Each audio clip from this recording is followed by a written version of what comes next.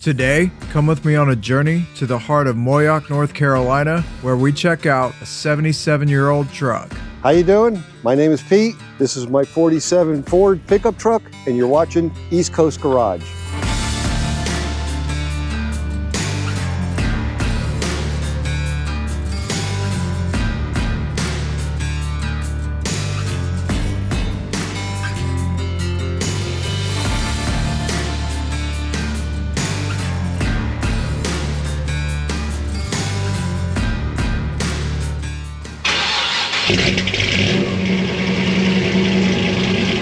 One thing that I like about this vehicle is that it's built, it's not bought. You go to car shows all the time with all these nice new vehicles. People buy these Corvettes right off the line, throw them on a parking lot, and then take, first place trophy, and then something like this gets second or third place after you put hundreds and sometimes thousands of hours into it. It does. And don't mishear me either, because I think personally, like, some of the newer vehicles are actually pretty cool, but the craftsmanship just didn't go into it like these. I'm going to be honest with you. The first thing you have to have is an imagination. That's the first thing you need to have. You have to have something in your mind, and then you create off of that image. When you're doing this kind of work, in all honesty, you're the dreamer. You're the fabricator. You're like that guy with the clay, and you're molding the image of what you're looking for. That's what it comes down to. And then you're the engineer. You're fitting this and you're fitting that. Will this work better? Will that not work as good? You know what I mean? So you're trying, in your mind, you got to try different things. And it's no different than an artist painting on a canvas. Sure. You are the artist. Yeah. Like the artist that I'm thinking about is Bob Ross. You remember watching him? Oh, yeah. Well, just think what he's doing. Oh, let me put a little bit more of this in there, a little bit there, you know what I mean? And it becomes something. Put a happy little tree right there. Yeah, and he was always about that. Yeah. Do you know he was an Army sergeant? No. He was a drill sergeant at one time. Nice. And so you become that, all these people is one, But there's a satisfaction when you're doing it. Sitting back, looking at it, I see a vision. I see it and I just start hammering it out. Well, this vision is absolutely beautiful. Tell me a little bit about the body itself. What did it look like when you got it? Oh my God. My friends all thought I was crazy when I got the body. We brought it home on a trailer with a lot of tie straps and everything holding it together. I just saw something, that they don't see, I know what I could do with a lot of the metal work. And I just start working, hammering it out and trying different things. There's so many different things in the vehicle. Like the trim on the car is from a 54 Plymouth. The engine's out of an 87 Chevy van. The rear end's out of a 63 Ford Galaxy. I paid $50 for it. They said it was no good. I found out it had the wrong brake drum on it. That's all it was. Well, like I said, I can make a lot of the metal work, but sometimes it's a little cheaper to buy the stuff and then you fab it in. I had it shortened up the A-arms just to keep the wheels in. Made the complete bed on the back. I took all the measurements off the old body and made a brand new bed for it. Yeah, because this was a wagon before, right? The original build was going to be a panel wagon. Come to find out it had too much rust in it. So I found a donor and put the two of them together, and that's how this became. I love the tail lights. I think the tail lights are so cool how it just goes into that roll around the edge of the bed. It's just cool, man. Well, you know what those really are? Those are actually trailer lights.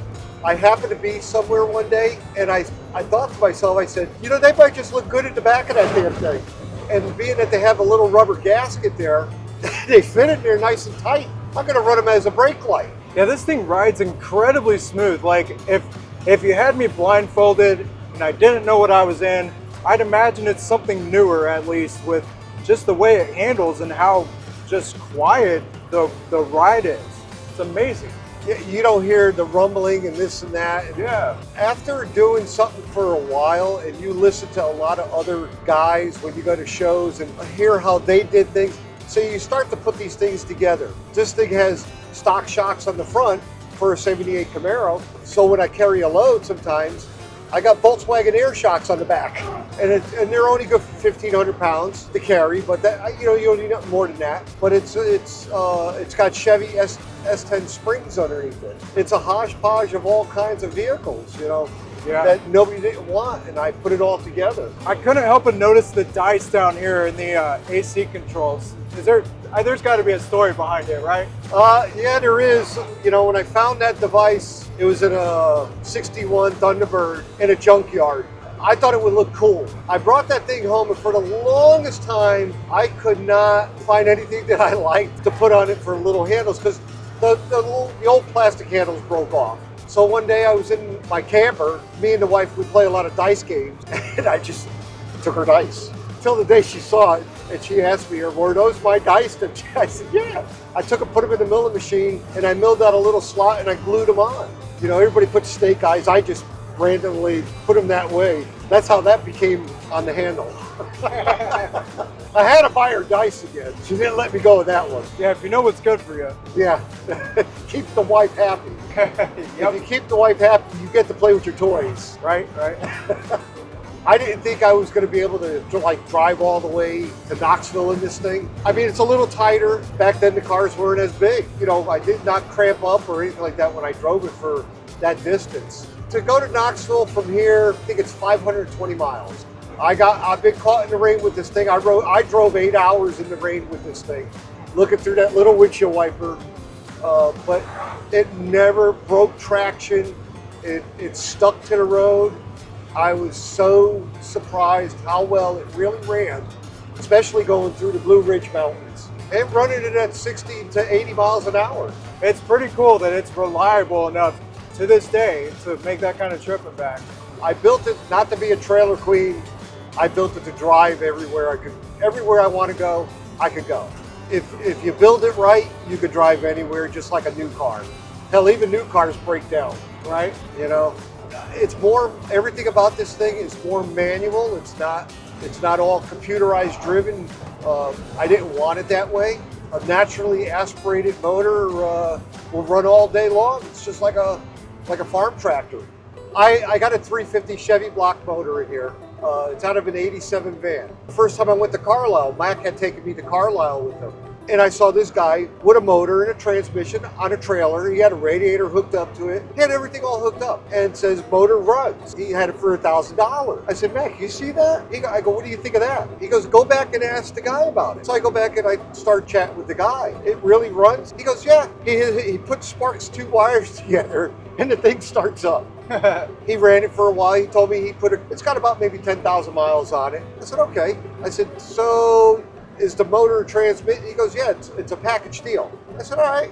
I kind of turned away, looked at Mac. I said, what do you think? He goes, it's a perfect motor for the build that we're doing on that truck. I had turned around and asked the guy, I said, would you take $800 for it? He goes, okay, I'll take $800 for it. And that's how I got the motor. So it was great not to have to build a motor for it, because it would have ate into my pocket a little bit on the build. And when you're doing this, trust me, you cannot buy all the jewelry. Jewelry becomes expensive. So for me, having a champagne taste in the beer pocketbook, I got to do it on this level. I put an RV cam in it just to give it a little bit of a little bit more torque to it, because I like to, I pull a trailer with it, not a big trailer, but I usually take my motorcycles with me where if I go somewhere, it goes down the road just like we are right now. It doesn't hesitate at all. That's why it's got that little bit of rumble to it.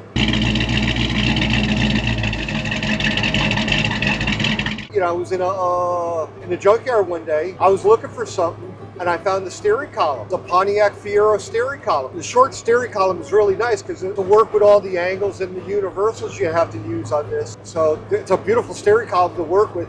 Plus it has the no shift, it didn't have the shifter on it. I got the shifter on the floor.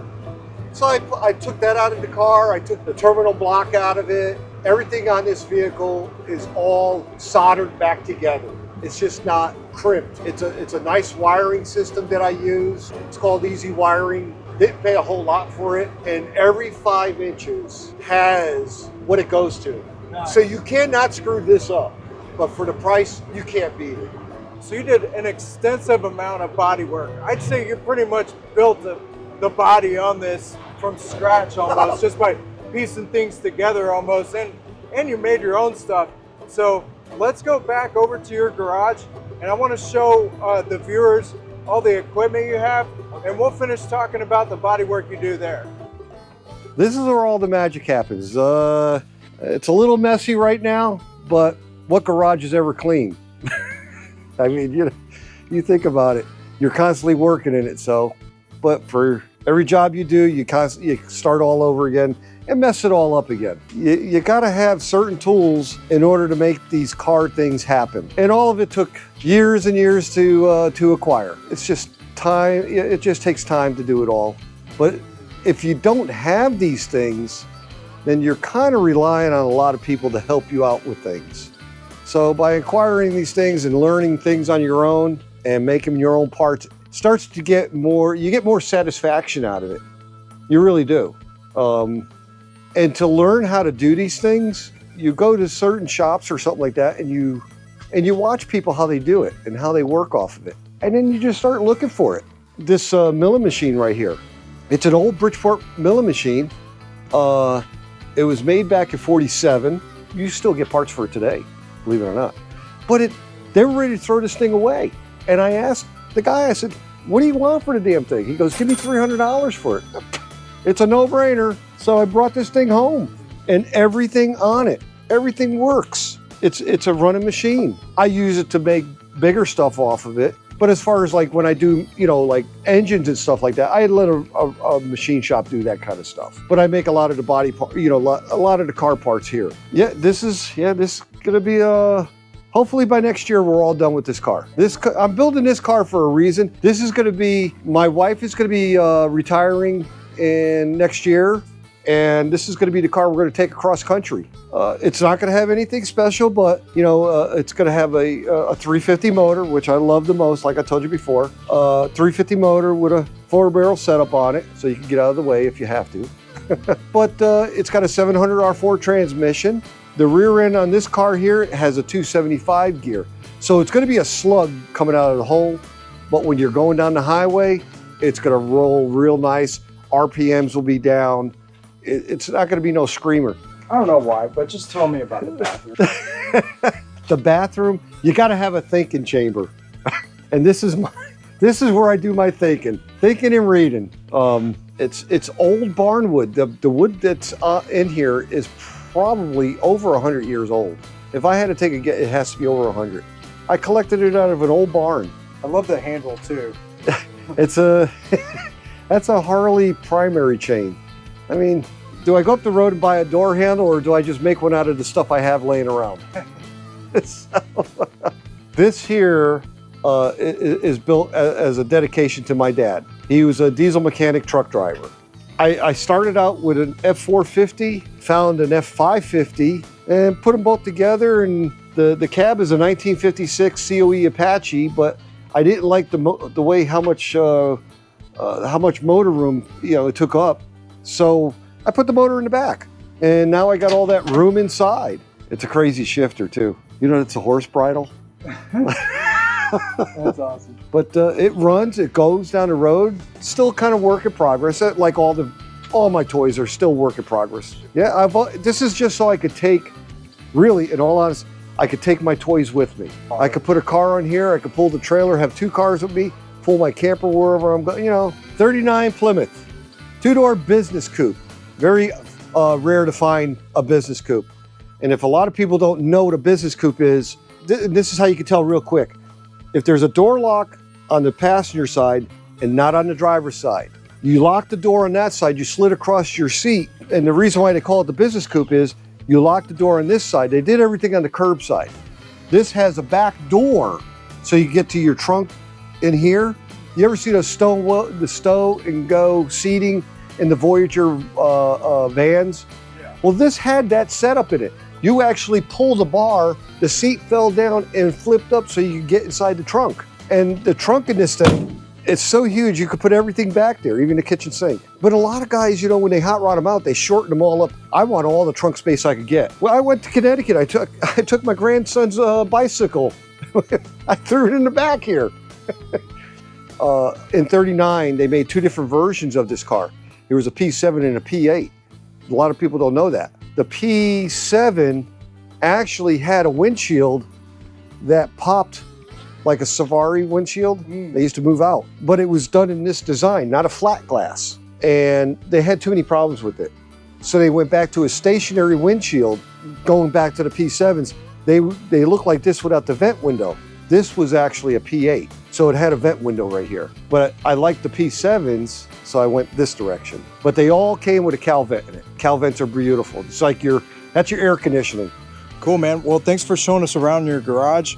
And we'll be back to feature the 39 Plymouth and the 56 Chevy. And also, we got to keep an eye out on the progress on the 37.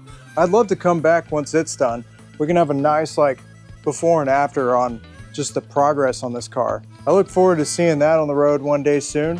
Thanks again for giving us a ride in the 47. And this place is awesome. Thanks for your time. And I hope everyone enjoyed the video.